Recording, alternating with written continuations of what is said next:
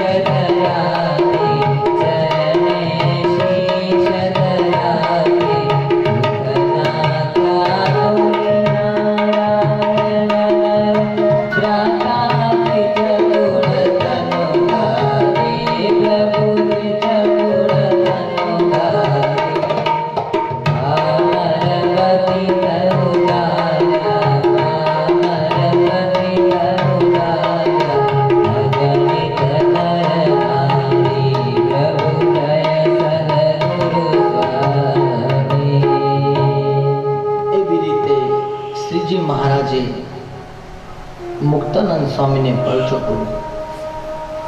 પોતાની ઓળખાણ કરાવી. હવે નિષ્કુળાનંદ સ્વામી આગળ લખે છે બીજા એક સંતની વાત. વણી કહું એક વાત છે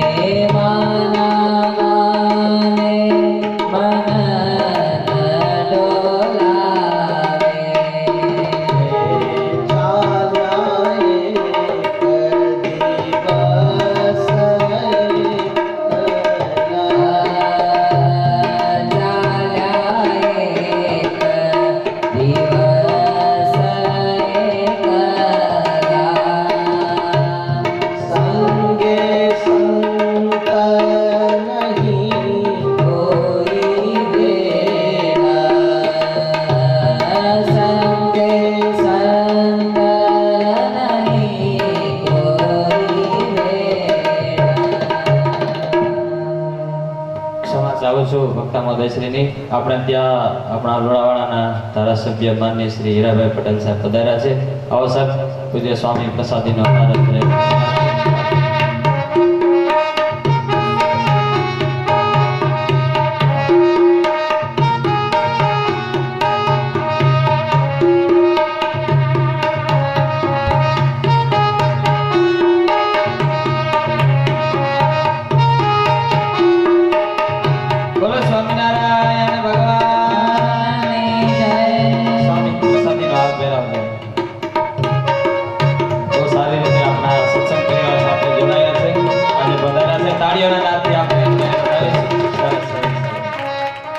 આવો આપણે વચ્ચે થોડાક વક્તા શ્રી રાજી રહેજો. કથાનું શ્રવણ કરીએ. પૂજ્ય સ્વામી.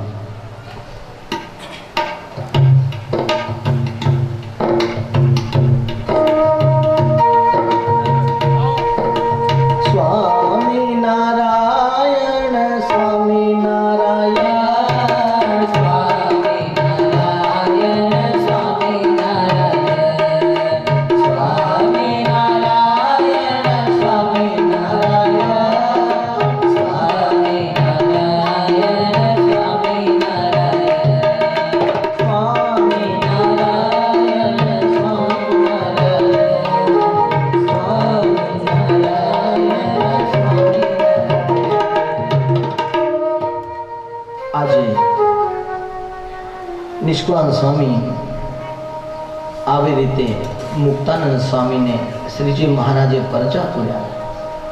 એ માની વાત કરીને નિષ્કુળાનંદ સ્વામી કહે છે, આ ચરિત્ર જે કોઈ શ્રવણ કરશે, જે કોઈ પ્રેમેથી ગાશે, એના મનમાં અંતરમાં ક્યાંક શંકા કુશંકા હશે ને તો એ સર્વે ગ્રંથિઓ ટળી જશે. અને હવે સંતની વાત કરે છે કે જે સહજાનંદમાં, સહજાનંદ કહેતા સહજમાં આનંદ આપે. અરે કોઈ દુખિયો જીવ ખૂણે બેસી રડતો હોય અને આમ અરદાસ કરતો હોય, હે મહારાજ, અનંત જીવો જેમ આ નગરમાં પૃથ્વીમાં ફરે છે, હે મહારાજ, મારા ઉપર દુઃખના પહાડો તૂટે પડ્યા છે, હે મહારાજ, રક્ષા કરો, રક્ષા. અને આવી આર્તનાદથી કોઈ પણ બોલે તો સામે આવીને દર્શન આપીને એને શાંતિ આપે, એટલે કહેવાય આનંદ, સહજાનંદ. સહજમાં જે આનંદ આપે એ સહજાનંદ. જેનો આનંદ અખંડ છે, જેનો આનંદ કોઈ દિવસ ખંડિત નથી થતો, એવા અખંડાનંદ મુનિની વાત કરે છે. કેમ કે એનો આનંદ છે સહજાનંદ. એ સહજાનંદમાં રમેલા હતા, સહજાનંદ સાથે ભમેલા હતા, અને સહજાનંદને પોતાના અંતરમાં રાખીને કાયમી સ્વામિનારાયણ સ્વામિનારાયણ કરતા, એટલે એનું નામ પડ્યું અખંડ આનંદ. જે આનંદ કોઈ દિવસ ખંડિત ન થાય એને કહેવાય અખંડ આનંદ. આપણે સૌ સેમાનંદ માણીએ છીએ. જો આસ્વાદ મળે સીધા. આ જગતના જીવો જગત સંબંધી પદાર્થો છે એમાં જ આનંદ માને છે. કોઈ નાનો છોકરો નવી શર્ટ લાવ્યો હોય એટલે આખા આજુબાજુના મોહલ્લાવાળા દેખાડતો હોય, જો કાલે લાવ્યો, જો કાલે લાવ્યો, જો કાલે લાવ્યો. એટલો બધો આનંદમાં બધાને દેખાડતો ફરે, પણ એ શર્ટ ક્યાંક ભરાઈ જાય અને ભરાઈને ફાટી જાય તો આમ મોડું હતું આમ થઈ જાય, ઢીલો થઈ જાય તરત. કેમ? અત્યાર સુધી ફરી ફરીને આનંદમાં ફરતો તો, બતાવતો તો, નવી શર્ટ લાવ્યો, નવી શર્ટ લાવ્યો, અને જ્યાં ફાટી ગઈ ત્યાં તરત જ આનંદ જતો રહ્યો. જે આનંદ કોઈ દિવસ ના જાય, ઉપરથી વધે, એ અખંડ આનંદ કહેવાય. અને એ આનંદ કોણામાંથી મળે? એ પુરુષોત્તમ નારાયણ કહેતા સહજાનંદ સ્વામી કહેતા સ્વામિનારાયણ ભગવાનમાંથી આનંદ આપણને મળે છે. એટલે જેને જેને મૂર્તિ માણી, જેને જેને ભગવાનના સ્વરૂપમાં પ્રીતિ કરી એ સર્વેને સુખિયા કર્યા છે. કોને? શ્રીજી મહારાજ. એ અખંડાનંદ મુનિ એવા હતા કે જેને કામ ક્રોધ, જેના અંતરમાં કામ ક્રોધ કોઈ દિવસ નો આવે, કોઈ દિવસ એને કામ ક્રોધ મોહ લોભ આદિ એને વિકાર ના આવે, એને કોઈ દિવસ કુંઠિત ન કરે, એને કોઈ પરેશાન ન કરે, એવા વિરક્ત હતા અને એવા મહારાજની મૂર્તિમાં તલ્લીન હતા. એટલે કામ ક્રોધ મદ લોભ એને સ્પર્શ નહોતા કરી શકતા. શ્રીજી મહારાજ કહે, જ્યારે આપણા અંતમાં કામ ક્રોધ લોભ મોહ અતિશય વાતે, ત્યારે જીવને ઉપદેશ આપો, ત્યારે અંદર રહેલા કામ આદિ વિકારોને ઉપદેશ આપો, જતો રહે, અહીંથી જતો રહે, નહીં તો હમણાં હું મહારાજને સંભાળીશ ને તો તમારા બધાનું કચરઘાટ નીકળી જશે. આવી રીતે પેલાને બીવડાવે અને આવી રીતે ખુમારીથી જ્યારે બોલે ને તો ગમે તેવો કામ હોય, ગમે તેવો ક્રોધ હોય, ગમે તેવો લોભ જીવની અંદર વ્યાપતો હોય ને, આમ પોકાર કરવાથી, આમ હુંકાર કરવાથી અને આમ કહેવાથી એ બધાના ભૂકે ને ભૂકા નીકળી જાય અને અંદર કોઈ રહી શકવા સમર્થ રહે નહીં. એ શ્રીજી મહારાજનો બીક બતાવે, મહારાજને બોલાવીશ, સંભાળીશ, સર્વેના ભૂકા નીકળી જશે. એમ ભગવાનને સંભાળવાથી, આવી ખુમારી લાવવાથી એ સર્વે કામ ક્રોધ આદિ જે રીપો છે એ સર્વેનો નાશ પામી જાય છે. એવા અખંડાનંદ હતા જે કાયમી ગમે ત્યાં હરે છે, ગમે ત્યાં ફરે છે, એને ભગવાન સિવાય બીજું કંઈ દેખાતું નથી. અને એ સંતને અખંડ આનંદમાં તો છે, પણ એ સંતને કોઈ દિવસ કોઈનો ભય નથી. એકલો ફરવું કે કોની જોડે ફરવું, પણ મનમાં કોઈ ભય નહીં કે ક્યાંક મને વાઘ ખાશે, ક્યાંક મને કોઈ મારી નાખશે, ક્યાંક મારું શું થશે, એવું જરાય પણ પ્રકારનો એની અંતરમાં ભય નથી. અને ભય ન હોવાના કારણે ગમે ત્યાં હરે છે ને ગમે ત્યાં ફરે છે. અને એવી રીતે ફરતા ફરતા એક દિવસ અખંડાનંદ સ્વામી, નિષ્કળાનંદ સ્વામી લખે છે, આવ્યા કન્ય ઉજાડ્યા સોય,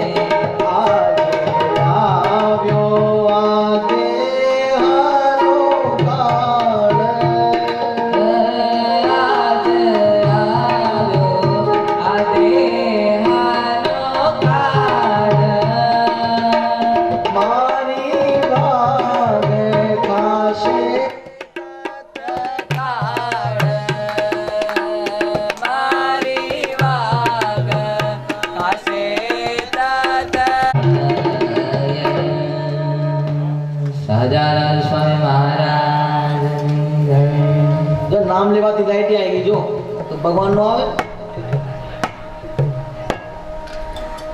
તો એ અખંડાનંદ સ્વામી આજે એકલા કોઈ પણ જોડ વગર એ મહારાજના અનુસંધાનમાં રાખી વનમાં વિચરણ કરે છે.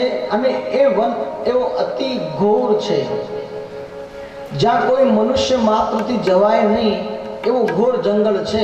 એ જંગલમાં સચ્ચિદાનંદ સ્વામી ગયા, પણ જ્યાં સોરી અખંડાનંદ સ્વામી ગયા અને જ્યાં અખંડાનંદ સ્વામીની દ્રષ્ટિ સામે પડી ત્યાં સામે શું જોયું? 4 વાઘ, એક નહીં 4 અને પંચમહાલનું જંગલ સ્વામી એમ કે છે 4 વાઘ સ્વામીએ જોયા અને સ્વામી જ્યારે 4 વાઘ જોયા તે સ્વામીના અંતરમાં વિચાર આવ્યો કે આજે ખરેખર આ વાઘ મને ખાઈ જશે અને આમ થાય કે ચિંતા નહીં. અખંડ સ્વામી વિચારે આમ ચિંતા નહીં, આમ મારા દેહને બાળી નાખે તો એમાંથી રાગ થાય, પણ આમ આ દેહનું મને કઈ વળગતું નહીં. આના કરતા શેર જલસા કરે, વાઘ જલસા કરે, ભલે ઉજવણી કરે, પણ જ્યાં મૃત્યુનું નામ આવે ને ભલભલા આમ કાપી જાય. एक बार स्वामी सभी संत लोगों का सम्मेलन हुआ कि मृत्यु से लोगों को भय क्यों लगता है. एक तरफ लोग कहते हैं कि मृत्यु बार बार नहीं होती, एक ही बार होती है. किसने देखा है कि मरेंगे कि जिएंगे, क्या होगा? तो संतों में चर्चा हुई कि जन्म और मृत्यु दोनों सत्य है और बार बार सबने उसका अनुभव किया है. तो चर्चा में निष्कर्ष लोगों ने निकाला कि भाई हम तो मृत्यु में मानते नहीं. तो वहां बैठे संतों ने ऐसा निष्कर्ष निकाला. सबसे पहले उन्होंने जन्म का दृष्टांत दिया कि भाई हर एक जीव अनंत बार जन्म ले चुका है. स्वामीनारायण भगवान वचनामृतમાં કહે ને સમુદ્રમાં જેટલું જળ એટલું સર્વે જીવે માનું દૂધ ધાયું છે. एम हमने अनेक बार जन्म लिया है. उसको सिद्ध करने के लिए बताया कि जब बालक का जन्म होता है तो उसे हम चलना सिखाते हैं. नानो बालक होए ने આપણે ચાલતા શીખવાડીએ, उससे हम चलना सिखाते हैं, उससे हम खाना सिखाते हैं, उससे हम बोलना सिखाते हैं. तेरी मम्मी देख, तेरे पापा देख, तेरा भाई. हम उसे बोलना सिखाते हैं, खाना सिखाते हैं, चलना सिखाते हैं. इस समाज का ज्ञान हम उसे देते हैं. लेकिन एक चीज ऐसी है जो हम उसे सिखाते नहीं. बोलो क्या? जन्म लेते ही बालक की मां उस बालक को अपने स्तन से लगाती है तो तुरंत वह दूध चूसने लगता है, दूध पीने लगता है. अब उसको कोई सिखाने गया कि बेटे दूध ऐसा पिया जाता है. तो संतों ने यह निष्कर्ष निकाला कि बालक के जन्म होते ही मां के स्तन से लगाते और दूध उसमें से पीने लगता है तो वही दिखाता कि इसको पहली बार दूध नहीं पी रहा. अनेक जन्मों में अनेक बार अलग अलग प्रजाति में जन्म लेकर के मां का दूध पीता हुआ आ रहा है. इसलिए उसको सिखाना नहीं पड़ा. इसलिए उसको अनुसंधान है कि मां के स्तन में से इस प्रकार से दूध पिया जाता है. दूसरा है मृत्यु, मौत. उस मौत का ऐसा है कि लोग कहते मृत्यु हमने नहीं देखी, लेकिन अभी यहां सभा मंडप में कोई बड़ा चक्कू लेके आए, अरे बंदूक लेके आ जाए और किसी को बता दे खबरदार, तो क्या होगा? अरे भागने लगोगे, अपने आप को बचाने लगोगे, कांपने लगोगे. क्यों? आपने मृत्यु का अनुभव ही नहीं किया. आप जब कभी मरे ही नहीं तो मृत्यु के भय क्यों? वही दिखाता है कि पहली बार नहीं मरा है, अनेक बार मर चुका है.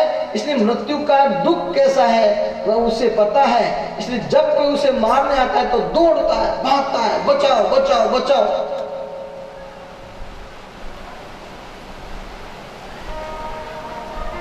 इसलिए संत ने यह कहा कि मृत्यु का कोई भरोसा नहीं, कभी भी आ सकती है. इसलिए आज भले शेर मेरे शरीर को खा जाए, किसी के तो उपयोग में आएगा, नहीं तो जल करके राख हो जाएगा.